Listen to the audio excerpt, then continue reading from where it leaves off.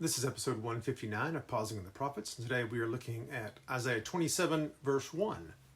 And Isaiah writes, "In that day the Lord will punish Leviathan, the fleeing serpent, with his fierce and great and mighty sword, even Leviathan, the twisted serpent, and he will kill the dragon who lives in the sea." This is a fascinating chapter, chapter 27.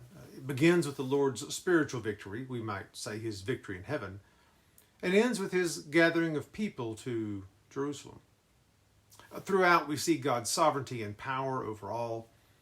It begins with two "in that day" statements and ends with two "in that day" statements.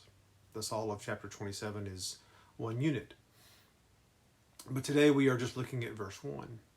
The beginning and ending of this verse talk about the serpent, lines A and C, and the dragon, or the sea monster, in line D. 3 times he is named. And in the middle line, line B, there's descriptions of the Lord's sword. 3 descriptions: fierce, great, mighty. For each mention of the enemy of God's people, there are 3 attributes of God's sword to counter. From a poetic standpoint, Isaiah shows that God is a match for even the feared mythological beast, Leviathan. But that is not all that is going on here. In the 3rd line, the serpent is described as twisted. Certainly we think of a coiled snake ready to strike, but twisted is also a moral designation. And so here God is not just defeating his people's physical enemies, but what ultimately keeps them separated from God, their moral corruption, their sin.